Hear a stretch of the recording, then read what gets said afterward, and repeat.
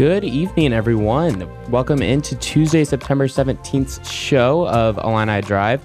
I am Alec Busse, doing the first hosting of my Illini Drive career. We got a new member of the show today. Jonah, you want to introduce yourself a little bit?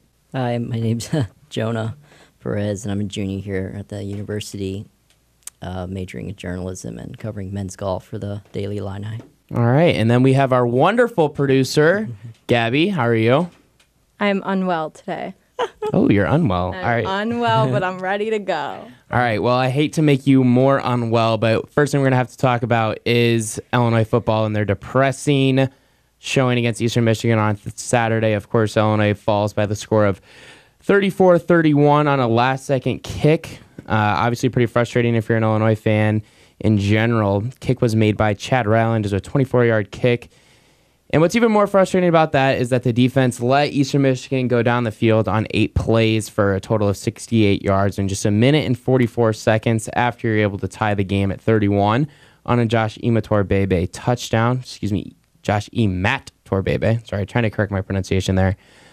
Just to get a little bit more of a recap, Illinois defense looked really, really good in the second and third quarter, didn't allow Eastern Michigan to score, and the offense looked great in the first quarter, scoring 17 points, but they were pretty quiet until the last 2 drives of the fourth quarter. So, first things first, Jonah, let me get your reaction to Illinois losing to Eastern Michigan by the score of 34-31 on Saturday. Just something that can't happen, especially with Lovie Smith. This is like a big season, because it's not that Illinois hasn't improved, because they definitely have. It's just that the big jump that was expected out of them is that can they compete with your Nebraskas or your Minnesotas or your Purdues? And so to lose to Eastern Michigan, it's just kind of like, what's going on? Why is this happening? This is not expected. This is not something that you would expect out of a team with it seemed like an improved offense, an improved defense. So as a fan, you're like, are we ever going to improve? I mean, if Lovie can't do it, who can? Gabby, you were on the field? Yeah, I mean, I was there the whole game, tweeting about the game for Daily Illini, so shout out to that. If you're ever wanting some live tweets for the game, Daily Illini Sports, I'm there. But I was feeling it the first quarter. I was like, it's going to be a shootout, but we got it. Like, we look good. Defense looked a little shaky, I think, at the start, but, I mean, whatever. They pulled it together, but then just watch it. I wanted to turn away watching during those second and third quarters because it was just brutal. You saw literally no flow from the offense, and I think it was just really hard to watch because you just saw in the first quarter what they can do against this Eastern Michigan defense. It's not like they couldn't score right out of the gates. Like, they were scoring, and then just to be so stagnant, those next couple quarters, and then sure, you pick it up in the fourth quarter, but that comeback doesn't work most of the time. Teams come back, but that's not going to work against an Eastern Michigan team who really wanted this win. And I think it came down to who wanted it more in those second and third quarters, and it wasn't us. And I think the defense played lights out at that time, but then the offense couldn't produce. How do you not produce something off of a turnover? Jake Hansen had that fumble recovery, and then your offense goes out there and does nothing. And I think as a defense, that's really frustrating because you're busting your butt on that field, making those stops against a good Eastern Michigan offense, and then to see the offense do nothing in that middle period of the game, I think was just really hard to watch, and I think everybody can agree with that. But I think on Twitter I saw a lot of people put Isaiah Williams in, fire Lovie, all this stuff, and sure, it's not a good game, and it wasn't a game you should lose, but I don't think I'm ready to throw in the towel on this team yet. Yeah, no, I completely agree with you about a lot of things you said, Gabby, especially with the defense and really the offense. I'm going to focus more on the offense. Rod Smith looked like a savior for what he did for this offense last year in terms of his play calling and the weapons he had. Obviously, A.J. Bush had his insufficiencies throwing the ball, but he was a pretty good runner as a quarterback. I mean, he had a couple touchdowns on his feet. I think he had 8 rushing touchdowns last year, which is obviously pretty good, but he was able to find Reggie Corbin as a diamond in the rough, and that's something that the old offensive coordinator, Garrick McGee, completely just gave up on, was Reggie Corbin. So to see Rod Smith struggle now 2 weeks in a row in terms of play calling, the play calling out in UConn was really, really bad. They didn't run the ball very much, and when they did run it, it wasn't successful. And granted, you didn't have Reggie Corbin for that game. But then even on Saturday against Eastern Michigan, I felt like they tried to throw it so much. And Illinois' offense is going to be a run-first offense this season. I know Lovie has said at times that they're a run-first team, but in the last 2-3 weeks, he's also said that this offense is a balanced offense. All right, well, yeah, it can be balanced, but at the same time, you need to have an understanding of what you're best at on the offensive side of the ball, and that is running the football and handing it off to Reggie Corbin and letting him do his work. Because Reggie Corbin is a really talented running back. He's hard to bring down. He's got good speed. He runs hard, for one thing, and they just didn't give it to him very much. And he still had over 150 yards on the ground. And if you take away the penalties that Illinois had, which was 9 for 80 yards, a majority of those came on offense. Reggie Corbin would have ran for over 200 yards, and I think Illinois has a chance to win this game. Much more than they did. Penalties were so frustrating to see. Awful. And they're so frustrating. And they're horrible penalties, too. The O-line penalties were just, like you said, Reggie Corbin breaks away for this huge run. You get a first down. Oh, no, it's coming back. And now it's 3rd and 20, 3rd and 15. And I think I saw, Rod Smith say at the press conference, you don't have many plays for that. And that's why they struggle. The penalties were, I think, what killed them. Yeah, something that stuck out to me, especially watching the game on the sideline, Alex Palczewski has now, I think, had his 3rd holding call, and he's supposed to be your best offensive lineman, and he's struggled with holding calls. He can't do that, and Palcho is Illinois' best offensive lineman by far. For sure. But you need him to be the leader that he is. You need him to play clean football, and that goes for everyone, because watching the penalties that they've had the last 2 weeks is just hard to watch. It's so hard to watch, because now you're playing juniors, and you're playing guys who have been on the field for 2-3 years, and you're not supposed to be making silly penalties like they are, and it's so frustrating, especially when Lovie has said after the UConn game, you won't see that anymore. That's not going to be a thing anymore. And he was referring more to the unsportsmanlike conducts and the excessive celebration penalties that they had, but it goes for all things in terms of penalties. It's so frustrating to watch a team commit so many penalties. And Reggie Corbin said after the game, when I asked him what he attributes the penalties to, and he says the little things. And then he goes on this little rant about how little things affect so much. And he mentions showing up to class on time, showing up to workouts on time, getting your ankles taped, going over scouting reports. He's saying all these things, and that's not a good thing. You don't want your starting running back saying that it's important for guys to show up to practice on time and because go that through their means scouting reports. Guys aren't. And that, as I'm sure the coaches probably didn't want him saying that, but he said it. And that means that there are guys on that team not doing the little things. And it's such don't care. Yeah, it's such a cliche and but the little things do count. And the little things add up. And who knows what the Lear Oladipo suspension is? That's just another thing.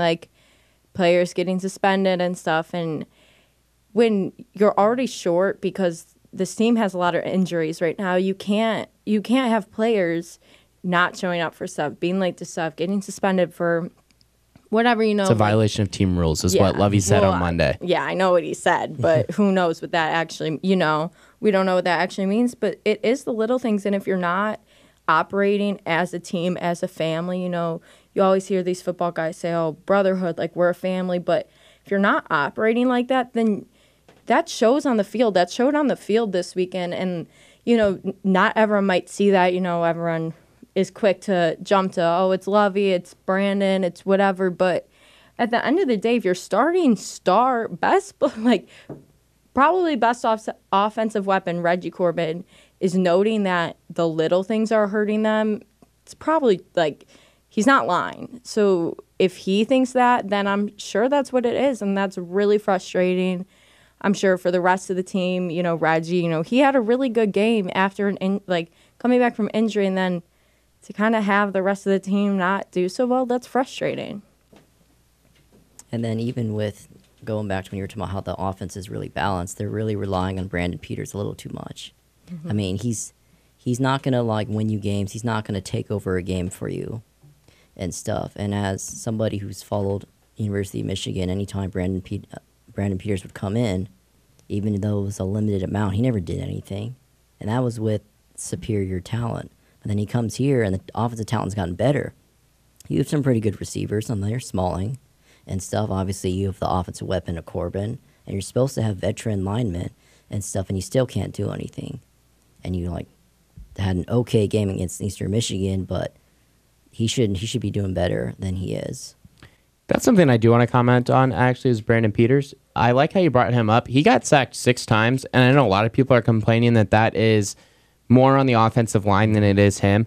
If you go back and watch the tape, they're all 6 on Brandon Peters. And I know a lot of people are going to say, well, what about the one that he got just absolutely crushed on? That one's on him, too. They had an extra...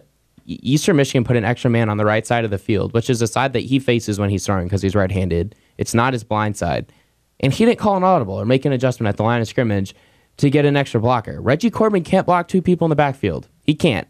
So, yeah, Brandon Peters, you're going to get crushed. And Rod Smith took the blame for that on Monday, saying 4 of them are my fault because I'm the quarterback coach. No, Rod, it's not your fault. You're not the one with the ball in your hands. Okay, I'm going to disagree a little. There were definitely most of them were on him. I mean, there was one, I think, in like the third quarter where he should just, he had so much time and then he went down. But do you think we need to give him a little more credit than you guys are giving him? I mean, I know. I think he's had a good job. I think he's had a good season throwing the ball. Like, he still had 22 completions. Yeah, I mean, I do 300 yards, roughly. I know, Jonah, you said you don't think he has the ability to be that playmaker. I do.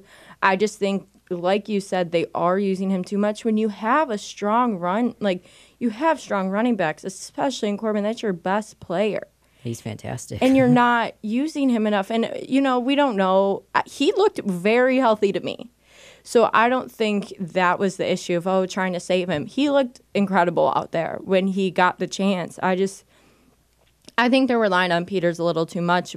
And I think he has the potential to make those big games. I mean, you saw it in the fourth quarter. He has that potential, but if he's, kind of stalling in the middle of the game, then run the ball. I mean, despite the penalties, you have a really good offensive line. And, maybe they were trying to be cautious because they had those penalties early in the game, but you can't be cautious when you're down. You just can't. You need to take the risks, and you need to run, put the ball on the ground and run it, because there was too many incomplete passes, in the middle of the game. And it's just, if Brandon's not getting the job done at that point, try something different. And I'm not saying put a different quarterback in, because I think that whole talk was just a little ridiculous. I mean, your quarterback's not having his best game and you want to take him out. That looks horrible on you as a coach. I mean, you can't.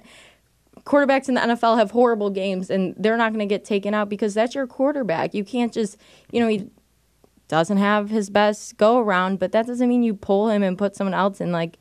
That's your quarterback, and Lovie has stood by that game after game, week after week, training camp at the end. That's his quarterback. He's not going to let 2 quarters affect what he thinks about that. So I just think that whole talk was a little ridiculous, and I think everybody knows how the Illinois fandom works around here. Everyone's very quick to jump the gun on things, and I think people are like, oh, put Isaiah in. No, stay with your starting quarterback, who is a veteran, and he's going to make the plays.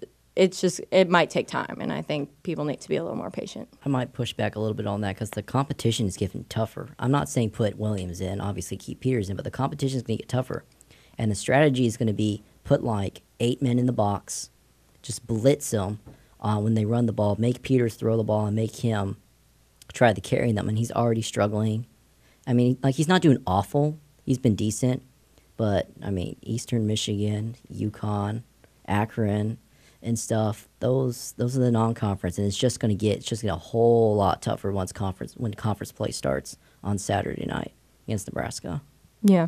We got a couple more minutes here before we go to break. Let's hit on the Illinois defense, in particular the Illinois secondary, because guess what, guys? They're still really bad, and they're still a very serious worry, especially when you look at the fact that Quan Martin continues to get picked on by lesser opponents. It's definitely not something you want your starting corner to get picked on, especially now that you're going to be going against a really good cornerback in Adrian Martinez against Nebraska. Do you think... I'm going to pose this question to you, and the more and more I've thought about it, and the more I've talked to people about Illinois' defense, do you think that Illinois' defense struggles because of scheme or because the players they have just aren't good enough and just aren't talented enough? And I'm of the belief that right now, the players that they have just might not be good enough at this point. You go through their defensive front and their linebackers and their corners. How many players do you think start on other Big Ten teams? Wale Betiku immediately comes to mind. He's got 6 sacks. Maybe Jamal Milan as a D tackle. Maybe.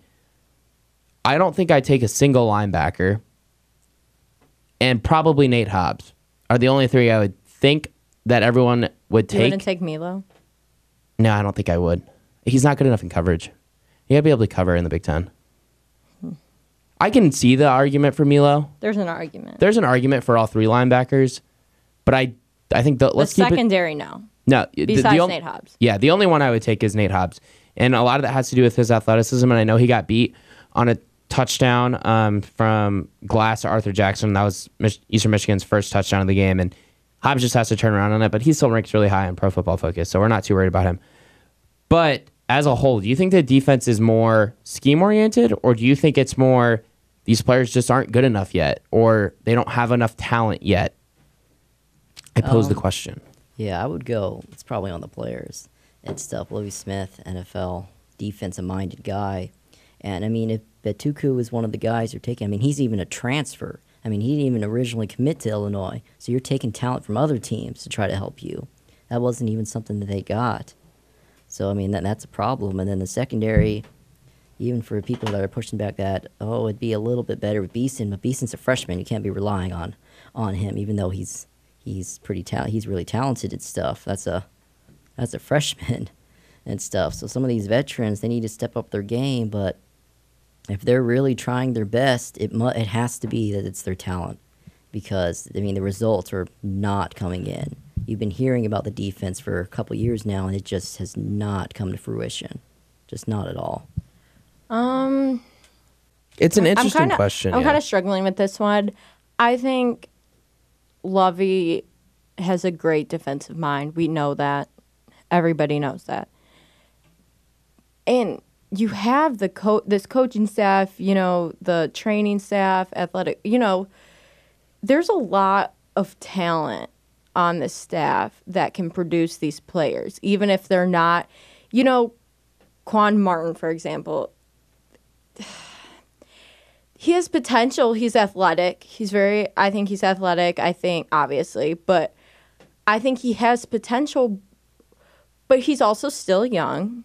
He had 3 interceptions last year, which was second on the team. Yeah, but that's kind of on the coaches to develop him into what they want out of him.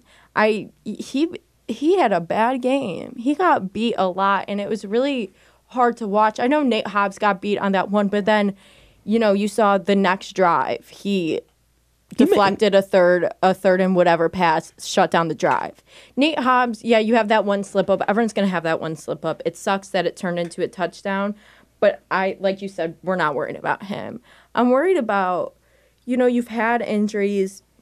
These targeting penalties aren't helping them. I know, I think it's a little on the coaches and the players. Obviously, the players, if you want it bad, you'll work for it.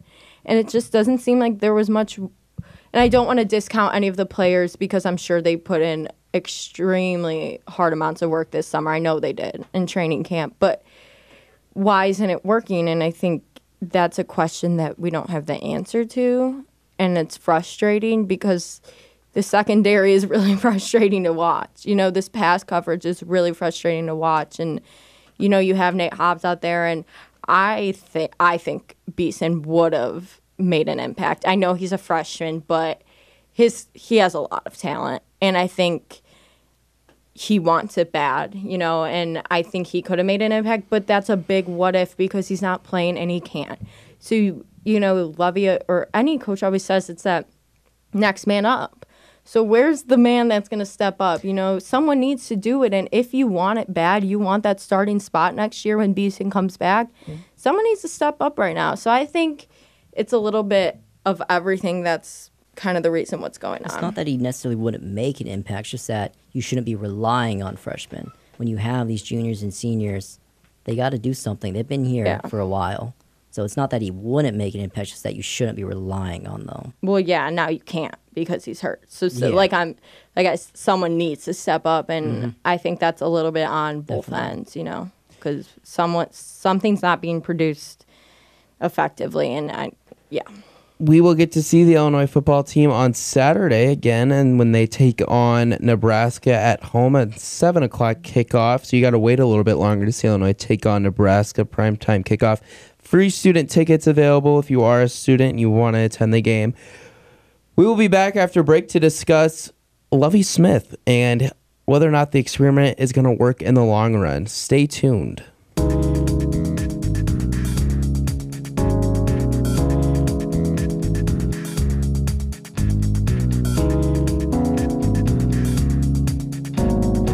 All right, welcome back to Illini Drive. It is Tuesday, September 17th. Just as a reminder, Illini Drive is brought to you by the University of Illinois Division of Intercollegiate Athletics. Just remember that men's basketball and football season tickets are available for just $109. And this Saturday, student tickets are available for free against Nebraska for the 7 o'clock kickoff. FightingIllini.com, unify, develop, inspire, and achieve. All right. So, we are going to talk about Lovie Smith and whether or not you think the experiment was worth it at the time that he got hired by Josh Whitman, whether or not you think the experiment is working now, and whether or not you think the experiment will continue and how long you think it will continue for. So, I will begin.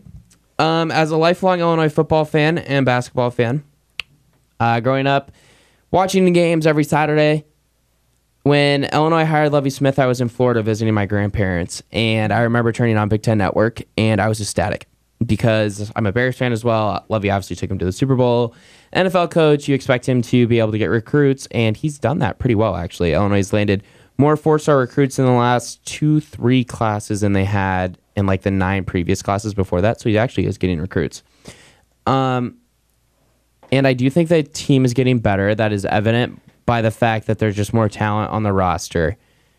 My concern that I have with Lovie Smith right now is the fact that he just got outcoached by Chris Creighton, who is a head coach at Eastern Michigan.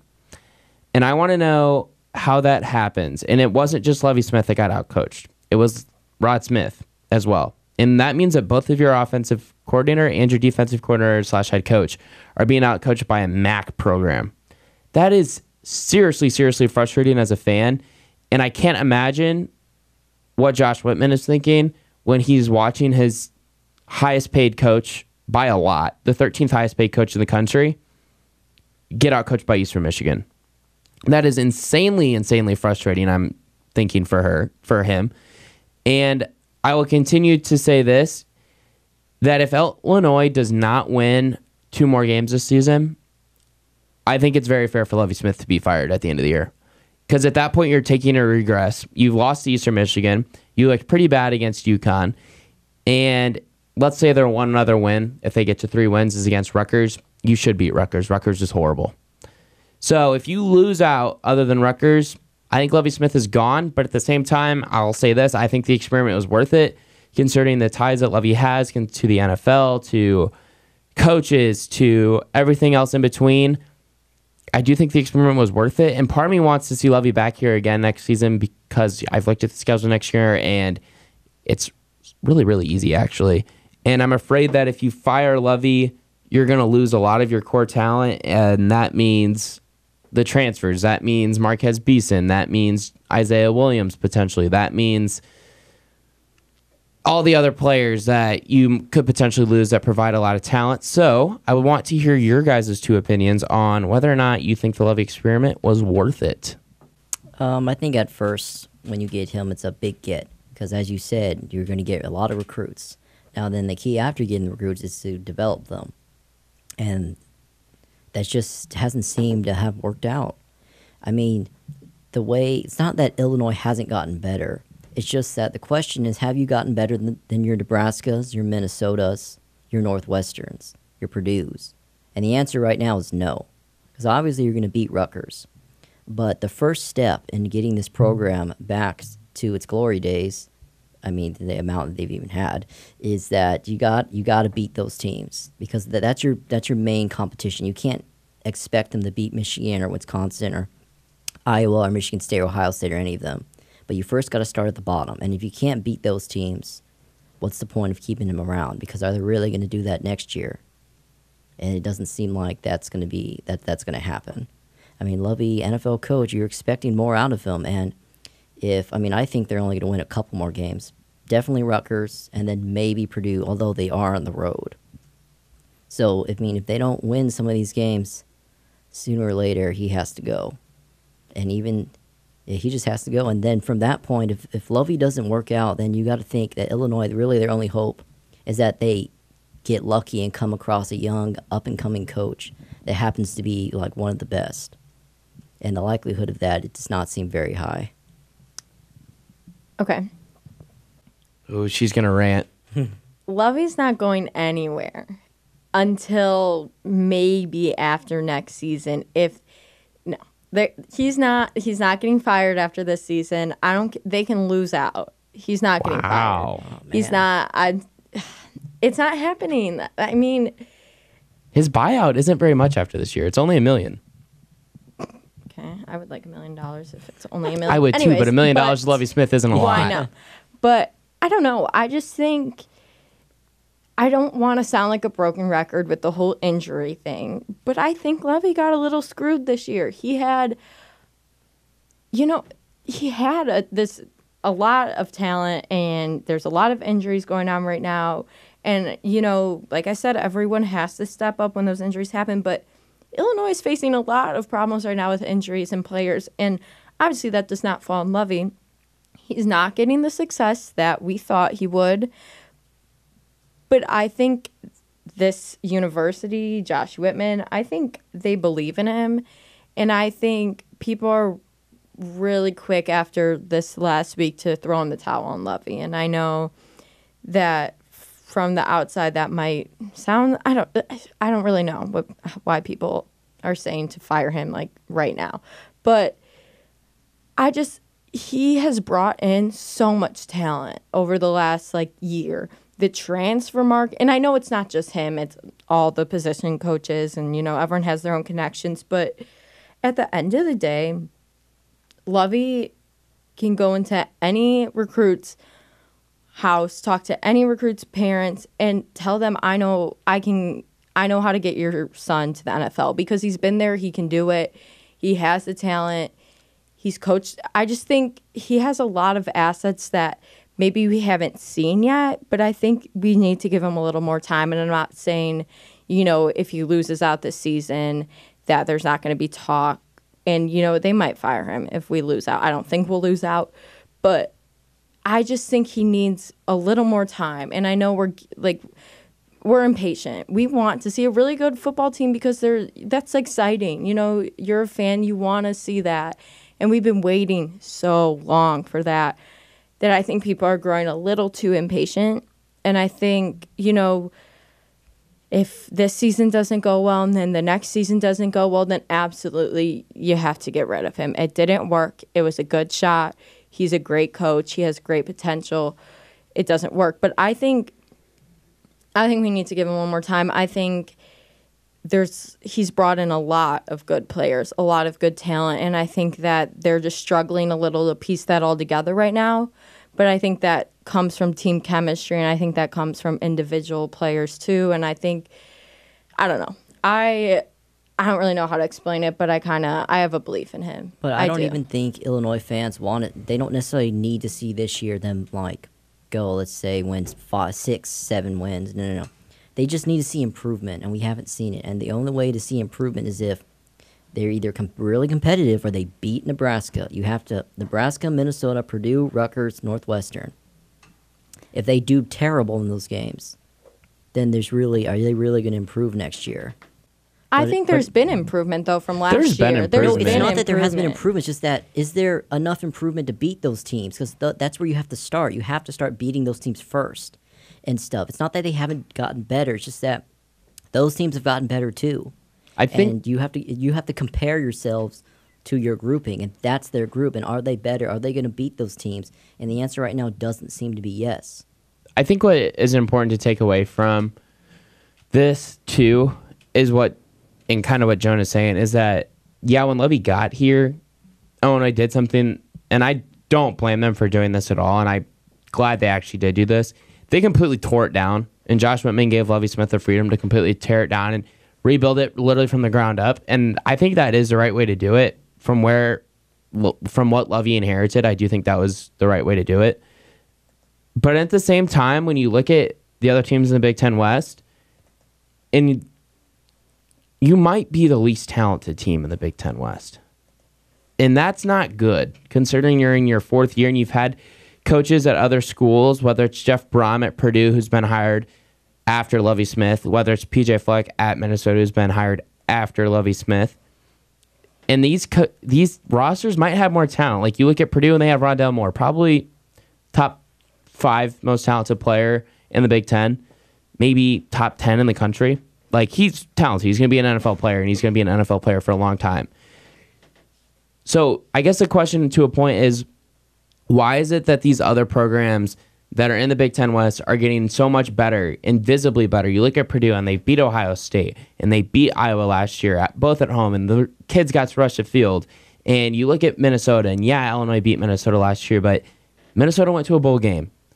Illinois doesn't have that signature win of the Lovie Smith era that Purdue has, and they don't have the signature thing that Minnesota has, that PJ Fleck can write his name next to a bowl game. He doesn't have that, and I think that's what really hurts Lovie Smith, is that he doesn't have something that he can put his name to and say, yep, I did that. I went and beat Ohio State, or I went and beat Penn State last year when I had a lead going into the 4th quarter. I went and beat Nebraska this weekend, a really good Nebraska team. Like, God, I hope it happens. But until it happens, Lovie Smith doesn't have a name that he can say, yeah, my team did that. Lovie Smith's best win as an Illinois coach is probably, I can't even think.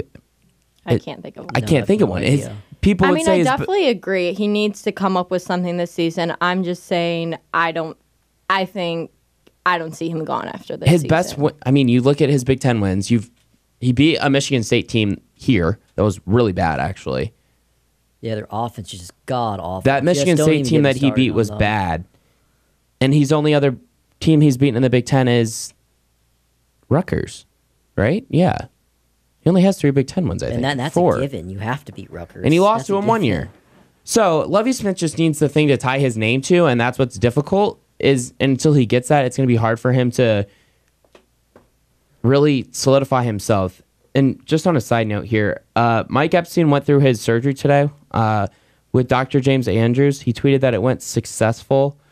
And the nurse that he had actually grew up in Urbana. I saw that. That's awesome. So a little coincidence there for Mike Epstein. Keep him in your prayers as he recovers from his knee surgery today. He's expecting to be back next season. Just thought I would throw that out there. Saw it on Twitter. It's a little something lighthearted, you know? Mm-hmm. Yeah, of course.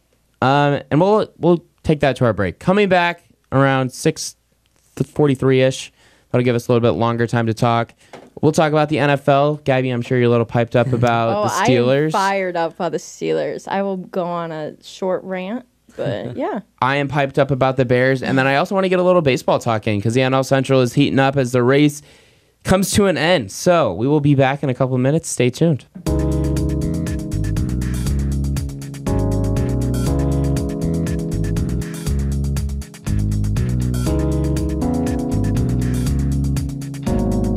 All right, welcome back to Illini Drive. We're going to get into a little bit of ESPN and NFL talk.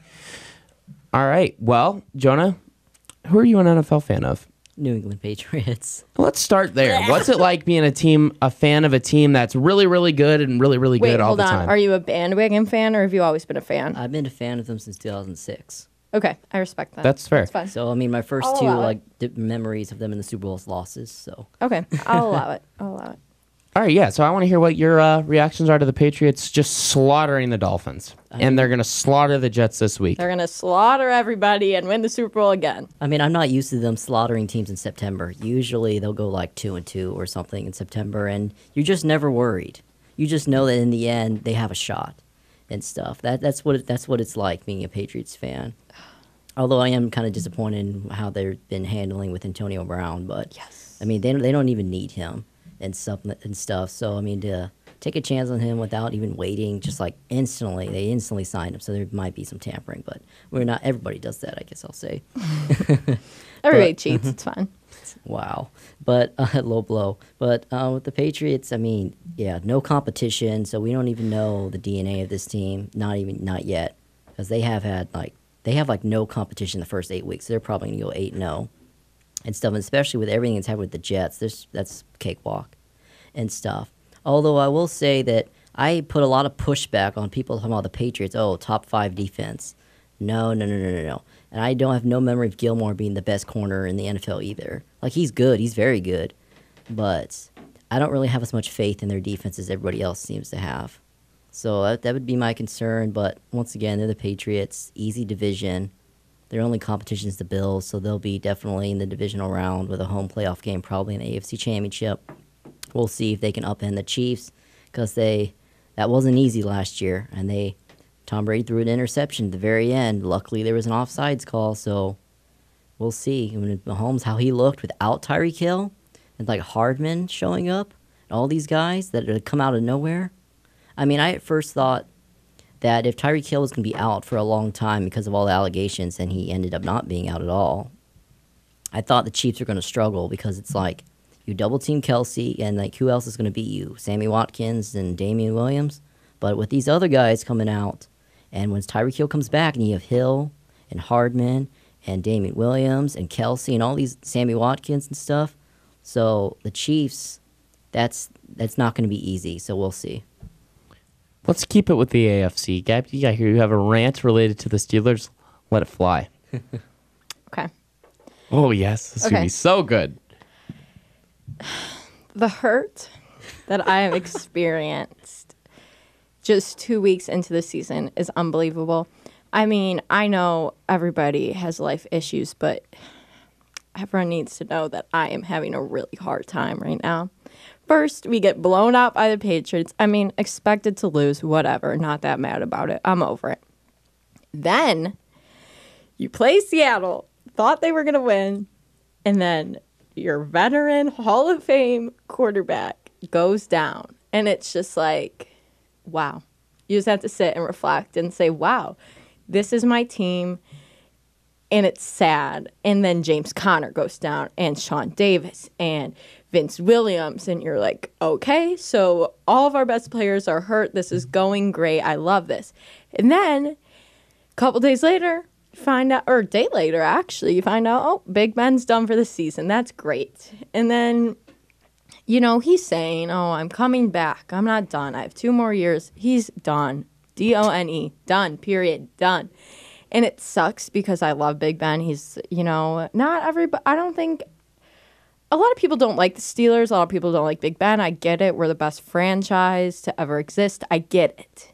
You know, you hate on the winners. I mean, I have some pushback on that. But that's another. No, she's right. She's right. Best franchise to ever exist as a whole. She's right. She's right. Whole. Them are the Cowboys. She's right. Yeah. Cowboys. So it's just hard, because I feel like this is what it feels like to have been a Bears fan the last decade. Come on. No, I'm serious. I grew up with a great Don't do that to me.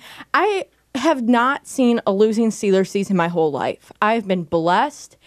It's been incredible. And then just to see the team not be good is really hard, and it's hard to have that taken away from you. But you know what? We're going to focus on the positives. We got, what's his name? I'm going to pronounce his name. Fitzpatrick? Yes, we have him. I don't know if I feel good with the first-round draft pick, but you know what? We need someone now. We need a playmaker now. This defense is not good. We need someone now. So I like it. I respect it. I'm excited he gets to play this weekend, so we're going to see him in action.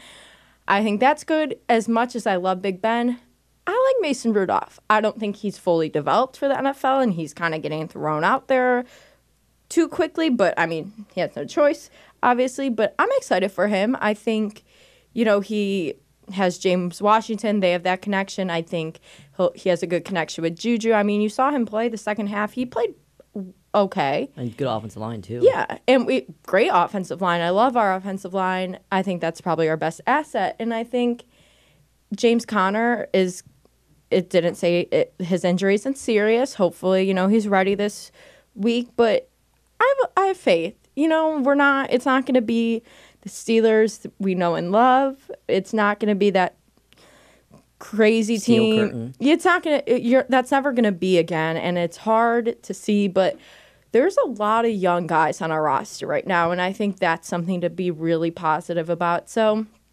play the 49ers this week. I think if we lose this week, I'm officially calling it a season. I'm throwing in the towel. It's done. But I have a lot of faith this week. I think Mason Rudolph, I think he's been waiting behind Big Ben. I think he's ready to go. He has a good attitude. I like his mindset, you know. I'm ready for the Mason Rudolph era. I love Ben Roethlisberger. I'm not really ready to part with him yet, but I'm ready to go. Let's go Steelers. I'm ready. All right, so we'll get some Bears talk in now as I'm the resident Bears fan in the studio today. Obviously, the Bears came out on top against the Broncos thanks to an Eddie Pinheiro kick at the end of the game. Man, that feels really good to say, a game-winning kick for the Bears. Yes, that means you, Cody Parkey. Obviously, week 2 for the Bears. Defense looked great again. God bless the Bears defense. It's easily the best in the NFL yet again. At least it looks that way.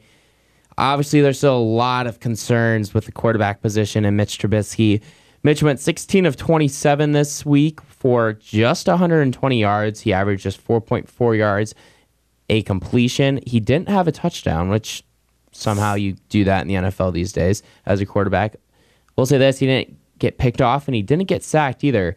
He had an overall quarterback rating of 70. So you definitely saw improvement in some places, but you also, I guess you would see regression in other places. If you're throwing the ball less, I would like to see your completion percentage get a little bit better and to find the open receiver more. But at the same time, I think a lot of that has to go with him getting less opportunities to throw the ball to improve play calling. And that has to do with David Montgomery getting the ball more. He got 18 carries for 62 yards, and he had a touchdown. Obviously, that's something that you really like to see. And Matt Nagy clearly made adjustments on the play calling side, giving Montgomery the ball a little bit more. Continues to give the ball to Cordell Patterson, and it actually worked out this time. He got him a 46-yard carry, which the Bears would later go on to score a touchdown on that drive. And Tariq Cohen struggled again, just four carries for 18 yards. I'd like to see them get him the ball a little bit more because he only had 70 reception yards. So the more they can get him the ball, the more happy I would be, because I think Cohen's a really talented player, and I think he's really good in space. If there's one concern that I have on the defense, it is covering receivers over the middle. That's the one concern I have, because for whatever reason, they've left guys open the middle a little bit, and they've got hurt in tackling. So we'll see if that can improve when they go on the road to Washington for Monday Night Football, which we all know how Mitch does in primetime when everyone in the world is watching him. I have a question for you. I have an answer for you. Is Mitch digressing? Oh, yeah. Yes. And how do you feel? Tell me how you feel. Well, I've never been a fan of Mitch Trubisky. I was really mad when the Bears traded up to get him a spot when there were other quarterbacks in that draft, namely Deshaun Watson at the time, that I wanted them to. Didn't they pass up on Patrick Mahomes? Yeah, but there's 11 other teams that passed up on Patrick Mahomes. And it was hard to know he was going to be. Nobody expected him to be this. And it helped. I mean, if he would have been in Chicago thrown to the fire, he would not be what he is today. Most certainly not. Yeah, no, I really wanted them to draft Deshaun Watson. And I think if you look at the Bears offense and it has Deshaun Watson, it's much more dynamic. It's much more lethal. And I think a lot more people are predicting the Bears to not only just win the NFC North or win the NFC, but more people are predicting them to win the Super Bowl with a better quarterback. Do you think Mitch can take you to the Super Bowl? No. No. I don't. I think your defense is good enough to get you to the Super Bowl, and I think the pieces around Mitch are good enough to get you to the Super Bowl. But I don't think Mitch is ever going to go out there and win you a game. Yeah, the problem, though, also is that the defenses can be good. They're so talented, but if your quarterback continually gives you performances like this, they're gonna get tired, like really tired. And towards the end, they're not gonna be as good as they were. And so that's the problem with Trubisky. It's not that he doesn't have pieces around. It's just he needs to improve. He has to save that defense, because defenses only last like 5-6 years, something like that. And by the end of that, once the defense is gone, it's like you're going to be relying on Trubisky. Can you carry us to the promised land? And so far, the answer has been no. The Bears might win the division. I personally think they're going to be a wild card team. They're going to be like 9-7. But the Bears, especially with that home crowd at Soldier Field, they really need home field advantage to really get themselves to the Super Bowl and stuff. And so he just has to be like average, decent. Good on third down, game manager, good on third down, can make plays. That's all they need of him. But he hasn't been able to do that. And sooner or later, he's going to have to. Yeah, I don't think Mitch is... God, I hope. I really, really hope he's good enough. Because if he's good enough, the Bears defense can take them a long way. And he's got the pieces around him, and I think if Nagy starts going back to what he's known for and what he's the best at, in just trusting the pieces that he has to go make the right play calls and the right moves, that's a big thing for the Bears offense, and I think that's a huge thing for Mitch Trubisky going forward, because when you make the game easier on him, you make the game easier on the whole offense, and when you simplify things, that's when he's at his best. All right, for the last 4, 5, 6 minutes of the show, we're going to hit on a little bit of NL Central because the Brewers are surging. The Cubs are surging, and the Cardinals look like they could be falling. Over the weekend, the Brewers took 2 out of 3 against the Cardinals. The Brewers obviously won 2 out of 3 against the Cardinals. Cardinals lost 2 out of 3. Little stumble there. And the Cubs, they swept the Pirates at Wrigley Field, scoring like 46 runs over 3 games. So you've got a division race. You got a really good one. Going in today, I think the Cardinals were up 2 games on the Cubs, and I think they were up 3 games on the Brewers in the National League Central Division. So we're going to go through here. The Cardinals' remaining schedule is the most difficult of the 3. They're currently in a game 2 of a 3-game set against the Nationals. They then play 4 on the road against the Cubs. They then travel out to Arizona for 3. And then they come home for the final 3 games of the season against the Chicago Cubs. So you're looking at a pretty difficult schedule for the Cardinals. The Cubs, on the other hand, they have 3 against the Reds, then 4 against the Cardinals, like I mentioned, 3 on the road against Pittsburgh, and then 3 on the road against St. Louis once again. And then the Brewers, they have the easiest of the 3. They have the Padres, they have the Pirates, then they go on the road again to Cincinnati, and they stay on the road against Colorado. So, Gabby, who wins the National League Central and why? Brewers. And because... Actually, no. Change that. Scratch that. St. Louis. You'll love to hear I it. agree. St. Cardinals Louis. win. Cardinals win. Because, I don't know. I mean, yeah, I'm the wrong person to ask. I haven't been watching that much baseball because my Pirates suck. But I think it's going to be Cardinals. I think they have a strong team. I think they can get the farthest. That's my answer. I would say St. Louis because, St. Louis, I think is going to win just because they're already 3 games above the Brewers. But I would say I would favor both of those teams over the Cubs because the Cubs have been struggling a lot on the road. Yeah, they've been shaky. They're shaky on the road. They're really bad on the road, actually. So, and the Cardinals and the Brewers are not. They're more 500 on the road. So, the Cubs are on the road a bunch, and can you really trust them? They just beat the Pirates 4 games, but these are the Pirates and at home, too. So, it's not like they were on the road. Even on the road, they could stumble. So I would probably say the Cardinals just because they have a 3-game lead on the Brewers, although the Cubs are the most talented team in the division, so it's like you expect more out of them. All right, I will go on the record here and say, yeah, I'm worried. I'm really worried. As a Cardinal fan, I was never like 100% set, even when they had like the 4 or 5-game lead in the division, that they had locked it down like a lot of people were saying, this is over. The Cardinals have won the division, because I kept looking ahead at the schedule, and you see 7 glaring games against the Cubs at the end of the year. And you also look at the Cardinals' schedule right now, and they have 2 out of 3 against the Nationals. And granted, you beat Strasburg last night, but you still have got to face Scherzer, and that's really scary. And then you go to a weekend series in Chicago for 4 games. And the Cubs have been really, really good at home. And granted, the Cardinals have Dakota Hudson going in one of those, and they have Jack Flaherty going in the other. Both of them have been really good, and Jack Flaherty's been pretty much unbeatable in the second half since the All-Star break. So if you can go into Chicago and win two out of those 4, I feel pretty good. But then you go to Arizona, and that's just tough. You got to go out west, and I don't know how the Cardinals fare out there. The Diamondbacks are good. They're kind of fighting for their life right now. If they can scratch and claw their way back into a playoff spot, whether the Brewers kind of fade a little bit or the Cubs and Cardinals beat up a little bit on each other, the Diamondbacks will be right there and a chance to get into the playoffs as the second wild card team, and that's really good. And then they go 3 against the Cubs at home, and I hope they win 2 out of 3. That is it for today's Illini Drive. We will be back tomorrow night with the Wednesday crew.